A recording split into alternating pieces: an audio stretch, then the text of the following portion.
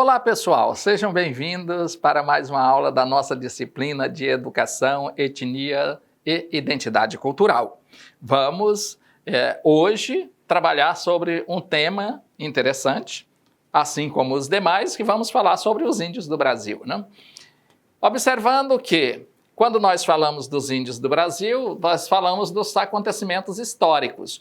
Quando falamos dos acontecimentos históricos sobre os indígenas do Brasil, nós precisamos ter em mente que a expansão marítima portuguesa, uma vez que Portugal era referência no processo expansionista.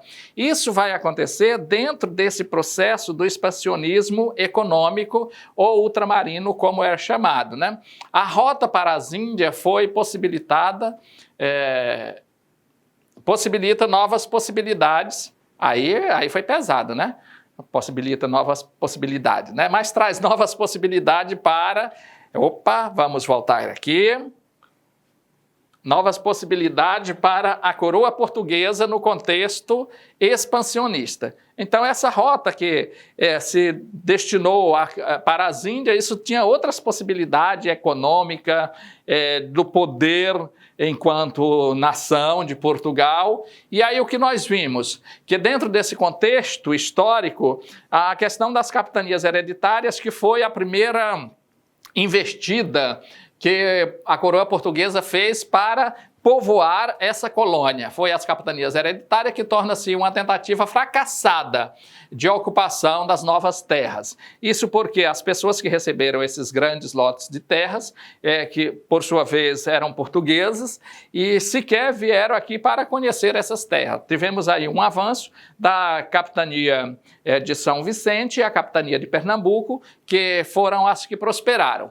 Aí um outro acontecimento interessante que nós temos em relação aos indígenas do Brasil é essa questão da chegada da Companhia de Jesus, que chega em 1549 com o primeiro rei de Portugal, ou seja, o primeiro governador geral, que veio de Portugal, Tomé de Sousa, né? E esse primeiro governador geral, essa chegada dos jesuítas marca a presença da religião católica como instrumento de dominação aqui na colônia brasileira, né? Principalmente ou especialmente essa terra que era povoada pelos povos indígenas, né? Vejam que a diversidade cultural, social e política sofre uma drástica redução ao longo da história da colonização, uma vez que já havia, além de 1.500 povos, falando mais de 1.000 línguas indígenas distintas quando Pedro Álvares Cabral chegou aqui no Brasil em 1500. Vejam que aqui nós tínhamos mais de 5 milhões de indígenas, falando mais de 1.500, ou seja, mais de 1.000 línguas, né?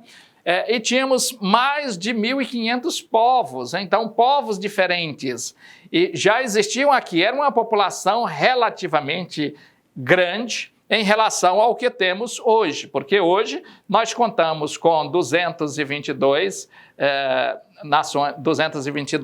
duas nações indígenas, quando nós tínhamos aqui 1.500 povos, né? E aí nós hoje temos 180 línguas indígenas, quando nós tínhamos mais de 1.000 línguas quando os portugueses chegaram. Então nós tivemos aqui dentro desse contexto, o tráfico negreiro é o nome que se dá para o sequestro de negros africanos durante o período colonial na condição de escravo. Tráfico negreiro, o tráfico se consolida com o sequestro de negros africanos durante o período colonial na condição de escravo para as Américas e outras colônias europeias. Então, tudo isso vai acontecendo dentro desse contexto. E aí, o que nós temos mais? A economia colonial. Nesse período, a economia colonial, a economia colonial baseava-se na comercialização do pau-brasil, isso aí no século XVI, né? A exploração da mão de obra indígena, também os índios foram tidos como escravos aí no século XVI. Aí tivemos a economia açucareira, no final do século XVI e século XVII. Temos aí a presença dos holandeses na região litorânea, que eles tinham a técnica do plantio da cana-de-açúcar. Então, principalmente a região nordestina torna-se o polo econômico açucareiro, não?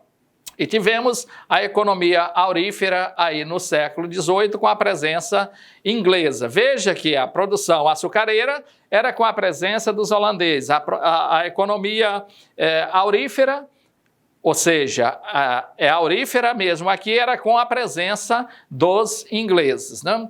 E nós temos aí esse contexto da miscigenação. Quando nós falamos da miscigenação aí, falamos que ela ocorreu em razão da mistura de diversos grupos humanos que aconteceu no país. Então, quais eram esses grupos humanos? Nós temos aí os principais grupos foram os povos indígenas, os africanos e imigrantes europeus e asiáticos. Dentro desse contexto, temos a formação da sociedade brasileira. A formação social atual, nós temos aí a mistura étnica, como sendo resultado da estrutura colonial, mais fortemente produz